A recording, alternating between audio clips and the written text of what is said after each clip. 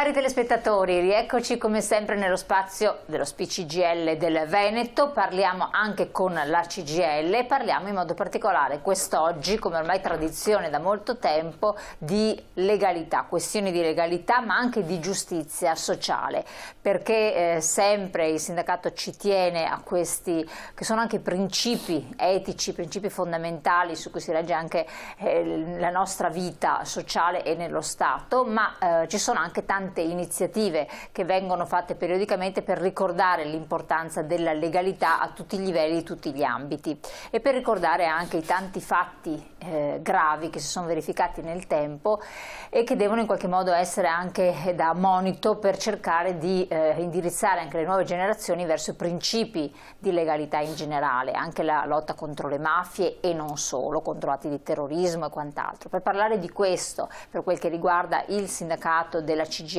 abbiamo Silvana Fanelli, ben ritrovata, grazie di essere qui con noi. Grazie a voi. Per quel che riguarda invece lo SPI-CGIL del Veneto della segreteria, abbiamo ben ritrovato Massimo Cestaro, grazie anche a lei. Allora, stavolta però incominciamo, anzi poi onore alle signore, però comunque cominciamo col sindacato della CGIL, perché ci sono state diverse iniziative che avete intrapreso in questo periodo e voi volete ribadire anche il concetto, forse mai sufficiente farlo, che il sindacato deve essere anche presidio di legalità, anche con le giovani generazioni, ma forse questo non è stato sempre ben compreso.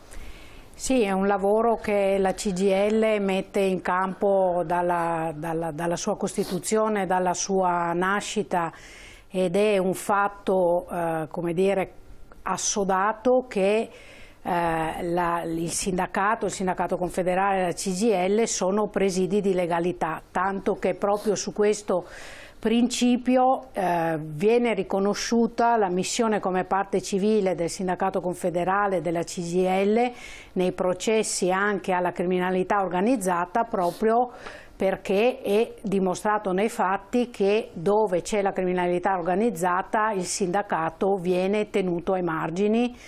Si creano le condizioni per non far entrare il sindacato nei luoghi di lavoro, nella società civile. Quindi per noi è, come dire, è un obbligo statutario il presidio della legalità.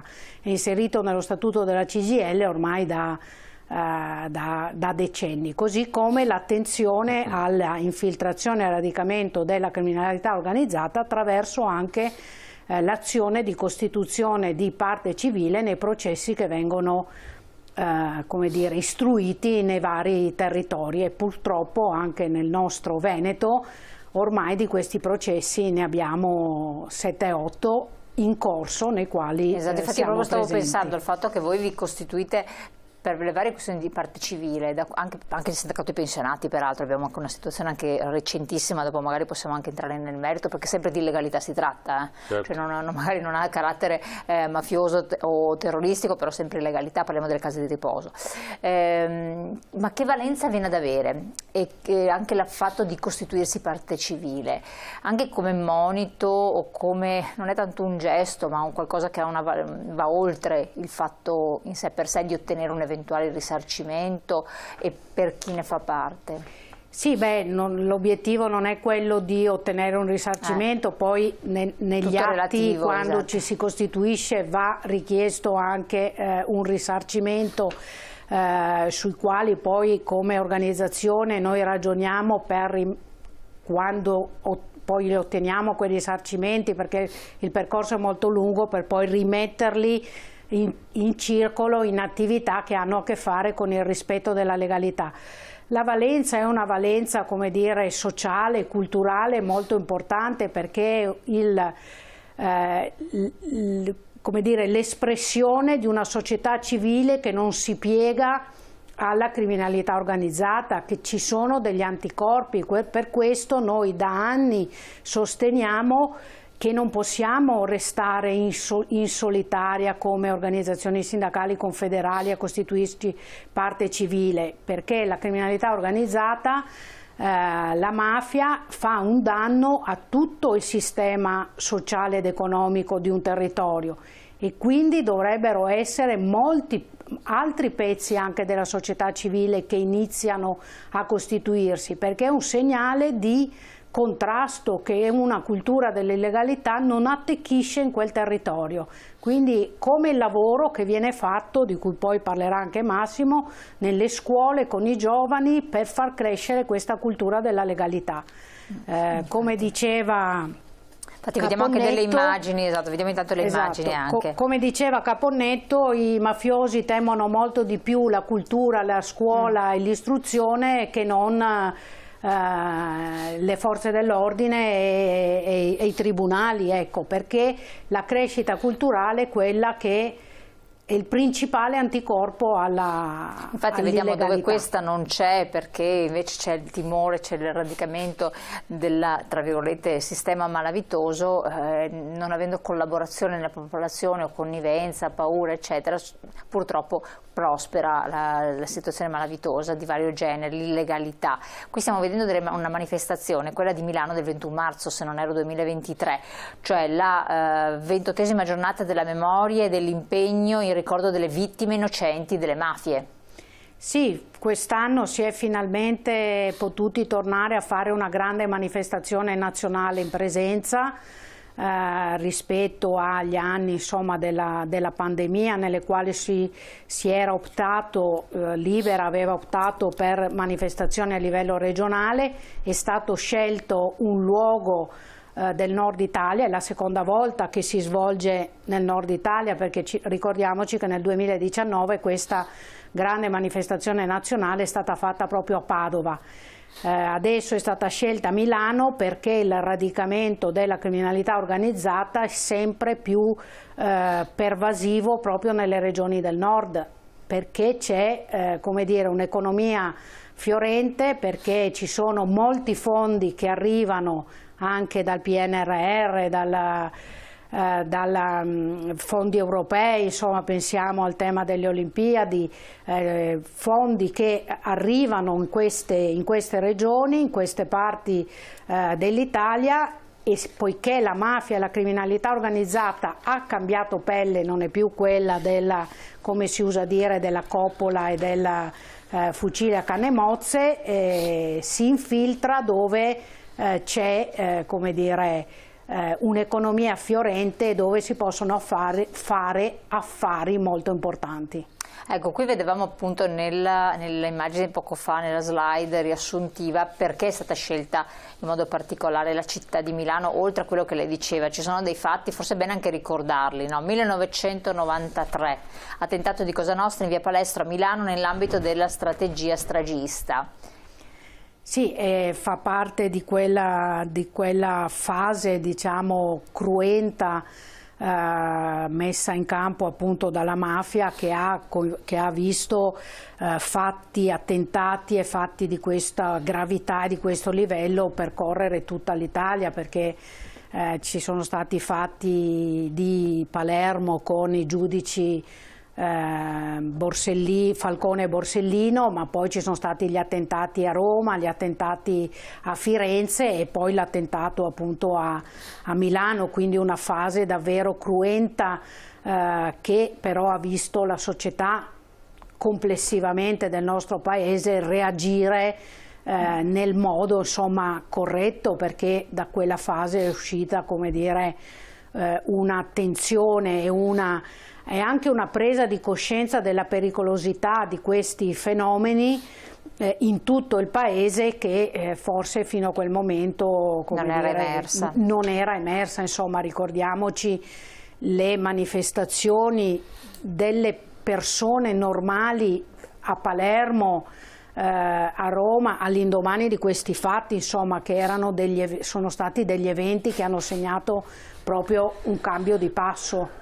Infatti assolutamente, questo è importante. Ricordiamo l'altra data, 1992, l'inchiesta Mani Pulite della Procura di Milano fa emergere un sistema corruttivo che era diventato ormai la prassi. Mafia e corruzione sono facce della stessa medaglia, e questo è un altro aspetto, tira fuori l'aspetto della corruzione, che non si sarebbe pensato tutto sommato, no? Sì, è un fenomeno che non è solo legato, come si dice qui, al tema delle mafie e della criminalità organizzata, però è un fenomeno di illegalità che determina un territorio, un humus favorevole anche all'insediamento della criminalità organizzata. E questo è uno degli elementi, come dire, ancora preoccupanti, perché i fenomeni corruttivi, insomma, sappiamo che non si sono molto attenuati. Abbiamo visto nella fase, diciamo, immediatamente successive all'inchiesta Mani Pulite una maggiore attenzione. Certo, sono state fatte delle normative di legge, degli interventi importanti, però questi fenomeni corruttivi purtroppo li rileviamo, insomma, ancora oggi, e quindi ancora tanta strada c'è da fare per far crescere questo senso civico, perché ricordiamoci che dietro questi fenomeni poi c'è un sistema sociale ed economico che viene indebolito e che poi ricade, come dire, su tutti i cittadini e su tutte le cittadine, perché vuol dire anche minor qualità dei servizi, minor qualità delle strutture e quindi, come dire, un danno per tutta la popolazione, per tutte le persone. Assolutamente. Più recente, 2010, arresto di 150 persone nell'ambito dell'operazione Crimine Infinito contro l''ndrangheta calabrese e le collegate cosche milanesi. E questo forse è uno dei, non il primo però uno dei primi eclatanti in cui emerge una città del nord coinvolta in fatti di mafia, no? Sì, è stata un'operazione, come dire, che ha un po' scioccato, esatto. Scioccante, alla quale però ne sono seguite altre, perché ricordiamoci che poi c'è stata la vicenda in Emilia che ha dato, come dire, il via ad un'operazione, ad un processo, il processo Emilia, che è il più grande processo di mafia in Italia. È stato il più grande processo di mafia in Italia, si è svolto in Emilia-Romagna, non si è svolto in Calabria o in Sicilia, e poi a seguire, come dire, anche in molte altre regioni. Il tema è che ormai qualsiasi indagine, qualsiasi operazione anticrimine in questo ambito quasi sempre vede coinvolte o vede delle ramificazioni in città, in province, in regioni del nord Italia, anche se partono, come dire, dalla Calabria piuttosto che dalla Sicilia, piuttosto che da altri territori del sud. Il legame con regioni, province e territori ricchi del nord emerge quasi sempre con persone conniventi, con aziende, come dire, che mettono in atto quella pratica delle false fatturazioni, con professionisti, come dire, che si prestano a queste situazioni, e quindi l'intreccio è sempre più radicato e non possiamo più parlare semplicemente di infiltrazione. Abbiamo un'altra slide. 2013, Lea Garofalo, testimone di giustizia uccisa dal marito nel 2009, è cittadina onoraria di Milano. 2023, oggi l'unico dottorato di ricerca in studi sulla criminalità organizzata è incardinato presso l'Università Statale di Milano. Questa è una cosa recentissima. E poi ricordiamo le Olimpiadi che ci sarà a Milano Cortina, le grandi opere stanno portando un flusso ingente di denaro e risultano essere già nel mirino degli interessi criminali mafiosi, quindi questo è anche un alert, no? Sì, è un alert di cui abbiamo avuto segnali anche nel nostro territorio, perché ricordiamo che prima delle Olimpiadi ci sono state nella nostra regione i mondiali del 2021, e già in occasione dei mondiali, che erano lavori, come dire, poi propedeutici anche alle Olimpiadi, abbiamo avuto nella provincia di Belluno delle interdittive antimafia, che sono uno strumento importantissimo in mano delle prefetture di analisi e di, come dire, di attenzione per evitare appunto poi il radicamento. Su questo tema sono mesi che cerchiamo di incalzare la Regione Veneto per fare un protocollo unitariamente con le organizzazioni sindacali CGIL e CISL e UIL, non riusciamo ancora a far breccia, perché è vero che esistono protocolli fatti dalla Regione con le forze dell'ordine, con le prefetture, però non dimentichiamoci che c'è tutto il tema del lavoro, della legalità nel lavoro, di evitare lo sfruttamento, i dumping contrattuali, e questo per noi è un tema ancora aperto sul quale non riusciamo ad avere risposta. Poi, adesso andiamo in pubblicità, poi ci sono un'altra cosa interessante, sono le segnalazioni delle operazioni sospette, perché queste possono poi aprire anche ad inchieste, indagini e quant'altro. Ne parliamo subito dopo la pubblicità, tra poco.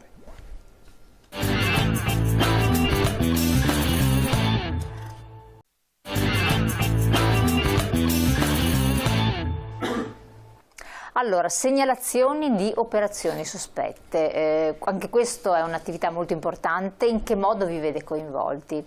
Allora, un attimo solo che leggo un messaggio. In una società, dice il furbetto, viene visto come uno bravo e scaltro, bisogna lavorare molto nelle famiglie per insegnare il valore della legalità. Condivido perfettamente. Pensare che il furbo sia quello bravo è proprio quello, come dire, che crea un po' la condizione, la condizione perché si insinuino questi fenomeni di illegalità, insomma, che non sono tutti criminalità organizzata, però insomma l'evasione, sono tutti fenomeni che, come dire, che vanno a scapito della società e che però creano anche quelle condizioni. Allora, le segnalazioni sospette sono, come dire, un obbligo di legge che non riguarda le organizzazioni sindacali, riguarda in primis gli istituti finanziari che da anni sono impegnati in questo ambito e che ormai hanno acquisito, come dire, l'automatismo e anche tutte le competenze presso gli istituti di credito piuttosto che altri enti finanziari per le segnalazioni, e infatti si registra, qui vediamo a confronto il 2021 e 2022, una crescita costante delle segnalazioni delle operazioni sospette in ottica di antiriciclaggio di denaro nella nostra regione, insomma, con quasi tutte le province che vedono crescere le segnalazioni. Il dato che preoccupa, questo è l'andamento complessivo delle segnalazioni sospette, dal quali poi possono nascere indagini che non riguardano tutte chiaramente la criminalità organizzata, ma riguardano quei fenomeni di illegalità anche più generali, come dicevamo prima, dell'evasione fiscale, del lavoro nero, del lavoro grigio, insomma tutte che possono far emergere quelle situazioni grigie che esistono. Le segnalazioni arrivano, il dato che è sempre un po' preoccupante, anche questo anche a detta delle forze dell'ordine, che le segnalazioni arrivano ormai con una certa costanza e ormai sono stabili quelle che arrivano dagli intermediari finanziari. Sono ancora poche perché sono obbligati alle segnalazioni di queste operazioni anche i professionisti, notai, avvocati, commercialisti, insomma tutto quella. Infatti vediamo un po' la slide che dà l'88% intermediari finanziari. Esatto, no? La quota di segnalazioni da parte dei professionisti è ancora bassa rispetto alla, come dire, all'operatività che loro sarebbero in grado di vedere e alla conoscenza che possono e che hanno, come dire, della clientela. Questo è un dato critico che poi, come dire, si riscontra anche nelle indagini giudiziarie, dove spesso sono coinvolti insomma commercialisti, notai e altre professionisti, che non vuol dire che, come dire, far di tutta un'erba un fascio, ma serve anche da parte degli ordini un'attenzione maggiore verso queste situazioni, perché bisogna, come dire, vigilare su chi non si comporta correttamente. La frontiera sulla quale bisogna lavorare è quella delle segnalazioni da parte della pubblica amministrazione, che 0,1%, esatto, è bassissima. Sono pochissime gli enti pubblici che si sono accreditati per fare le segnalazioni, vediamo che sono 151 in tutta Italia, 7 nel Veneto. Gli enti pubblici sono un numero, insomma, stimato 12.800, ma probabilmente una stima al ribasso, perché pensiamo, come dire, che dovrebbero iscriversi tutti i comuni, tutte le province, la regione, le camere di commercio, insomma, quindi un numero elevatissimo. È un tema sul quale siamo come dire, preoccupati e sul quale ci stiamo attivando, tanto che in un protocollo sulla legalità con la Regione Veneto che avevamo fatto nel 2019 e che abbiamo rinnovato all'inizio di quest'anno, abbiamo proprio messo un focus in accordo con le altre parti del protocollo. Ci sono le parti sociali, c'è chiaramente la Regione, gli enti ANCI, UPI, insomma le associazioni dei comuni, proprio un focus sulla pubblica amministrazione, perché è chiaro che anche i dipendenti, chi opera nella pubblica amministrazione, deve essere formato per attivare questo tipo di segnalazioni, e sono fondamentali perché gli enti pubblici sono stazioni appaltanti e quindi vedono un numero di operazioni molto rilevante su temi che poi sono legati ai finanziamenti che arrivano dal PNRR, come dicevamo, le Olimpiadi, i fondi europei e quant'altro. Quindi è un settore che bisogna far crescere con competenze e anche, come dire, con organici adeguati, perché sono materie complesse che vanno seguite con attenzione. Vediamo la slide successiva un po' che fa un riassunto del ruolo in qualche modo che ha il sindacato, perché voi potete anche segnalare le situazioni sospette nelle aziende, potreste segnalare situazioni sospette e proporre protocolli con le aziende nelle catene di appalti e subappalti, quindi avreste anche un ruolo questo è proprio privilegiato. Il nostro core business, diciamo, ed è quello che facciamo, perché noi di protocolli con le imprese ma anche con le pubbliche amministrazioni sul tema degli appalti, dei subappalti, dello sfruttamento del lavoro, insomma pensiamo al caporalato, ma senza arrivare al caporalato, insomma appunto a uno sfruttamento lavorativo, è quello che noi mettiamo in campo. Siamo anche come dire, delle sentinelle sul territorio, nelle aziende, perché attraverso quello che noi vediamo nella contrattazione possiamo cogliere dei segnali, e quando questi segnali insomma non ci convincono noi facciamo le segnalazioni alle forze dell'ordine, insomma, quando recepiamo. Naturalmente è un'operatività che facciamo in maniera estremamente riservata, perché è quello che ci chiedono anche le forze dell'ordine, le prefetture e le questure, insomma, perché certo, poi noi non siamo agenti delle forze dell'ordine, noi, come dire, facciamo emergere, o se lo rileviamo raccontiamo qualcosa che ci insospettisce. È chiaro che poi l'indagine vera e propria di polizia eccetera deve svolgere qualcun altro, però è chiaro che in quelle fasi ci viene richiesta una riservatezza che siamo abituati a mettere in campo. Ma poi abbiamo tutta l'attività appunto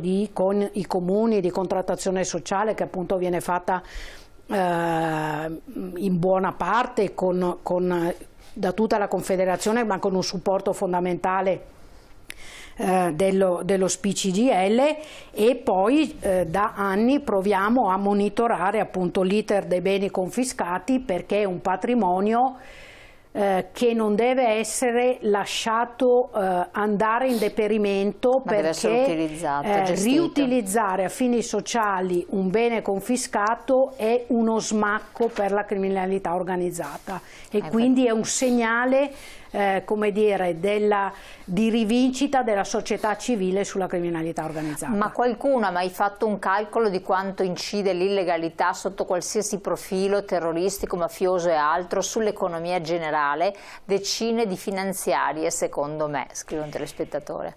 Adesso io non li ricordo, ma i dati dell'economia illegale ci sono pubblicati dal MEF, o comunque ogni anno viene fatta la pubblicazione, e ha ragione il telespettatore, insomma 2 o 3 finanziarie rappresentano i dati dell'economia illegale, rappresenta, insomma, pensiamo solo ai dati dell'evasione fiscale, ma insomma anche in termini di mancati contributi dei lavoratori, mancati versamenti di IVA, insomma, perché tutto quello che si porta dietro l'illegalità è un danno economico e sociale alla all'intera popolazione, appunto in termini di mancati introiti fiscali, mancati introiti contributivi, mancati introiti di IVA e come dire, appunto un costo dell'illegalità estremamente molto elevato. Rilevante. Sì, passiamo a lei, sono stimati 100 miliardi all'anno ecco. l'evasione fiscale, quindi sono tre finanziarie, solo l'evasione fiscale. Solo, senza parlare del resto. Beni confiscati, ne ha accennato appunto la segretaria, che devono essere gestiti in modo opportuno, ma possono essere anche testimonianza di un'attività che è svolta, un monito, no? Cioè, assolutamente sì, sono azioni che il sindacato di pensionati fa assieme a Libera, anche assieme ad altre associazioni, che diciamo, è l'obiettivo di consentire la riutilizzazione dei beni confiscati, che spesso sono ville, insomma case importanti eccetera, ma sono luoghi nei quali il sindacato dei pensionati o gli attivisti di Libero parlano con i giovani. Lo voglio sottolineare perché abbiamo visto le immagini della manifestazione a Milano il 21. È interessante sottolineare la stragrande maggioranza di giovani che ha partecipato a quella manifestazione. È una cosa veramente straordinaria, diciamo, quelle cose che riempiono il cuore, no? Perché sono dei ragazzi, sono 13, 14, 15, 16 anni. Vediamo l'immagine del corteo, eccolo qua. Ecco, diciamo, non so se si riesce a vedere, ma diciamo, la manifestazione era composta prevalentemente da giovani. E questo è il frutto di un lavoro lungo, perché insomma le cose non è che si improvvisano, e quindi è l'azione di Libera sicuramente, l'azione nostra attraverso i campi, di cui adesso dirò qualche cosa, ma che ne so, quanti sono le iniziative che noi facciamo sulle scuole con il sindacato di polizia, dove qui ragazzi parliamo del bullismo informatico, cioè rispetto al tema della illegalità. Naturalmente è fondamentale il ruolo delle forze dell'ordine, la magistratura eccetera, ma l'altro campo di intervento nostro è quello di parlare con le persone e parlare in particolar modo con i giovani e creare con loro un rapporto nel quale cominciamo a spiegare il valore della legalità, a partire dal fatto che è giusto pagare il biglietto quando si sale in autobus, non so come dirla, no? Partendo anche da elementi molto, molto semplici. E i campi della legalità, che sono costruiti diciamo sostanzialmente tra il sindacato dei pensionati della CGIL e Libera, ma poi anche altre associazioni che qua e là si aggiungono ed integrano le attività, penso all'Arci, penso all'Auser, quindi diciamo parti importanti della società civile che sono in Veneto. Ne abbiamo diciamo per ora qua 4 o 5 in Veneto, ma sono in tutto il territorio nazionale, e diciamo in linea di massima durante il mese di luglio abbiamo nostri attivisti dello SPI che partono e vanno verso diciamo dei campi nel sud Italia a dare il contributo proprio in termini di organizzazione, dall'organizzazione dei pranzi e cene a momenti di incontro con i ragazzi. In Veneto ne abbiamo uno a Salzano, il periodo, ripeto, diciamo luglio, che è per ragazzi molto giovani, cioè minori, e lì ci sono iniziative, anche incontri con i familiari delle vittime, incontri diciamo che ne so all'ex villa di Maniero, e quindi dare anche concretamente il segno che quei beni che sono stati un punto importante per la criminalità organizzata sono sottratti alla stessa e consegnati alla collettività. Poi c'è il campo di Erbè a Verona, dove lì il taglio sarà sostanzialmente sul caporalato, no, perché anche qua spesso si pensa che il caporalato sia a sud, e in realtà abbiamo dei fenomeni molto spinti di caporalato in Veneto. E anche lì a Erbè il campo si svolge dentro un bene sottratto anche quello alla criminalità organizzata. Mi interrompo un attimo perché continuiamo a raccontarli, perché abbiamo la pubblicità che incombe. Sì.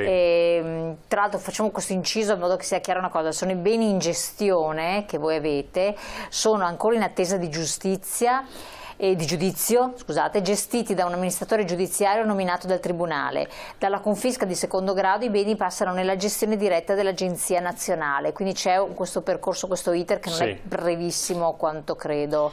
Questi sono beni che sono già stati assegnati, però sono in attesa di giudizio sostanzialmente. Quindi, no, questi dei quali facciamo i campi quelli sono... che voi fate, certo. Sì, allora comunque questo era per chiarire che c'è anche la slide che esplica questo, ci torniamo dopo perché è bene precisare alcuni aspetti, perché poi c'è tutta una questione di tanti beni che sono ancora in attesa poi di poter essere assegnati. C'è la pubblicità, poi ritorniamo, parliamo anche dei beni in gestione, ma i beni anche destinati, che sono i beni trasferiti ad altre amministrazioni dello Stato per diverse finalità, tra poco.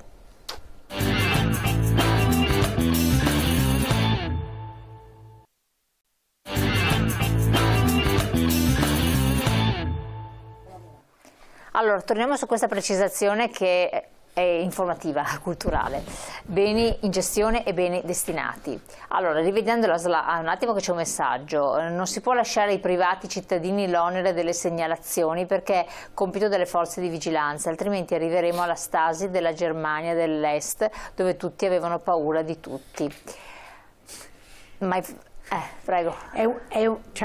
È un po' troppo questo, cioè nel senso che è chiaro le forze di vigilanza svolgono il loro ruolo di indagine, però è, come dire, un dovere del cittadino, se come dire, rileva delle attività che borderline, come dire, sui temi della legalità, segnalarle. Non è che ci dobbiamo tutti trasformare in poliziotti o in come dire, agenti della Stasi. È assolutamente corretto questo, però c'è anche un dovere civico di come dire, sottrarsi e segnalare se si rilevano dei fatti illegali. Certo. Sarebbe un obbligo di legge quello di segnalare, se no si diventa complici. Certo, dovere civico. Allora, dicevamo, andiamo a vedere dei numeri interessanti, perché beni in gestione sono quelli in attesa di giudizio, no? C'è quindi un amministratore giudiziario nominato dal Tribunale. Quelli invece destinati sono già trasferiti ad altre amministrazioni per scopi sociali, di cui stavamo parlando. Vedendo le cartine del nostro paese, vediamo anche per le regioni che c'è una bella differenza tra beni immobili in gestione, quindi non ancora assegnati, in Veneto sono 176, quelli confiscati già destinati sono 265. Prego, segretario. Sì, la cosa diciamo mi sembra anche abbastanza semplice, nel senso che una volta che la magistratura avvia il processo penale nei confronti diciamo degli appartenenti alla criminalità organizzata, ovviamente fin tanto che non si arriva diciamo, alla fine del percorso giudiziario, quei beni non possono essere destinati ad altro uso, quindi si dice beni in gestione, nel senso che sono dei beni che stanno in una sorta di limbo, insomma, nel senso che quiescenza. Esatto, mentre poi quando diciamo il processo è arrivato anche al secondo grado di giudizio, a quel punto il magistrato può disporre che il bene venga destinato e quindi destinato alla collettività.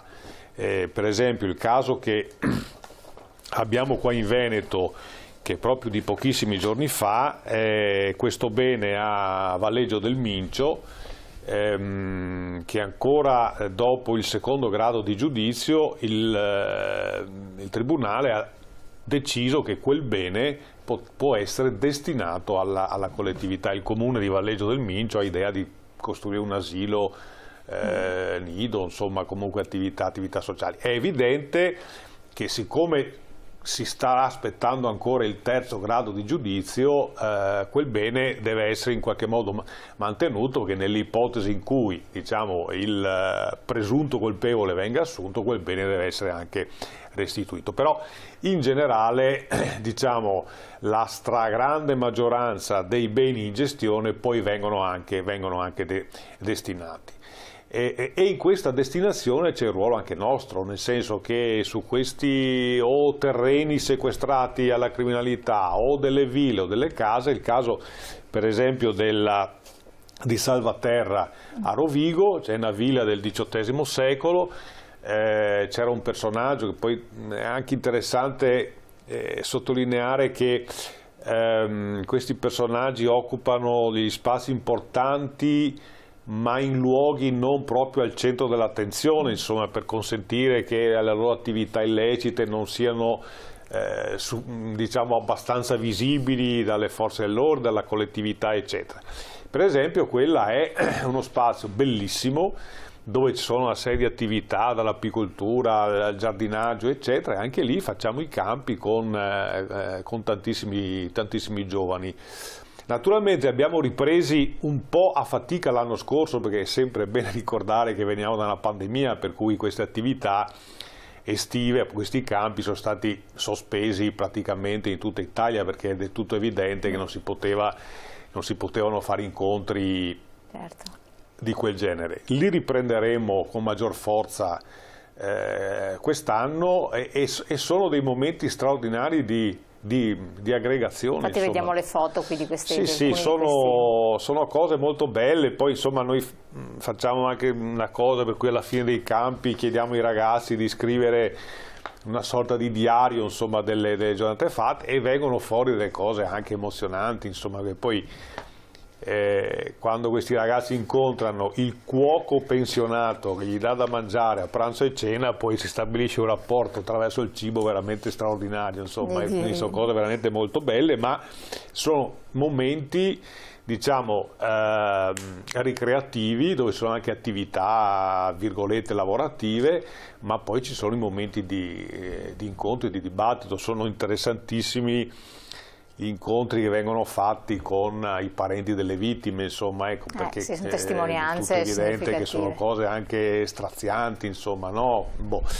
Avevo un messaggio: bravi, queste sono iniziative degne di un sindacato che è vicino al cittadino e non solo al lavoratore, dignità e libertà. Assolutamente sì. L'ultimo che voglio citare è questo che faremo a Longarone, perché è il 60°. Vediamo le slide successive, infatti, che ci parla di Salzano, Venezia, il 3 luglio e l'8 luglio, Longarone in provincia di Belluno 10 luglio, 15 luglio, campo per maggiorenni invece. Longarone è il 60° anniversario della vicenda del Vajont. Forse i più giovani non lo sanno, ma un pezzo di montagna caduto sull'invaso della diga del Vajont provocò a valle della diga più di 1900 morti. 1900 morti. Ecco.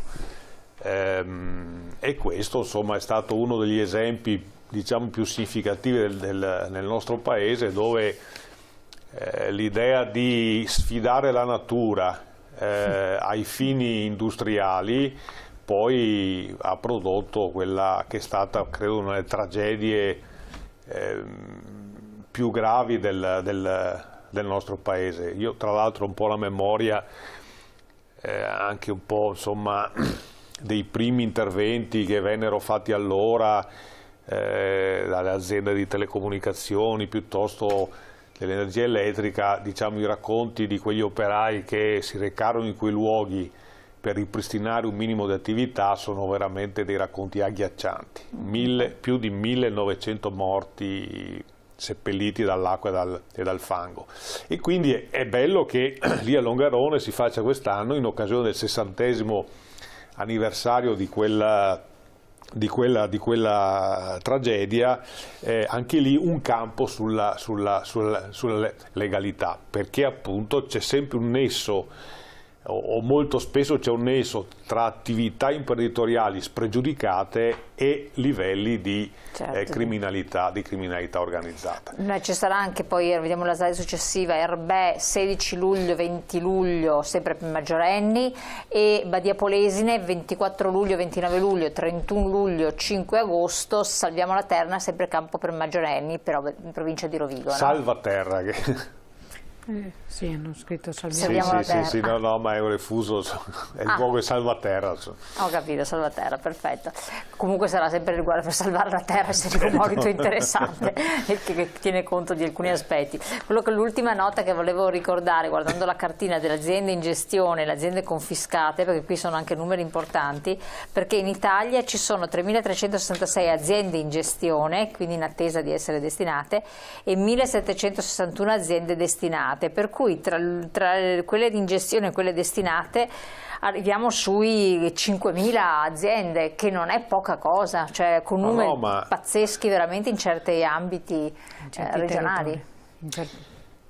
In certi territori, insomma, guardare questi numeri dà l'idea poi della storicità dei fenomeni, insomma, perché vediamo che i numeri della Sicilia, della Calabria, tra beni e aziende sono tanti, però anche da noi ci sono dei numeri che fanno riflettere. Le aziende hanno cominciato ad esserci da quando sono iniziati i processi. Certo, ma c'è, se posso dire, ancora in Veneto un po' di omertà su questi fenomeni.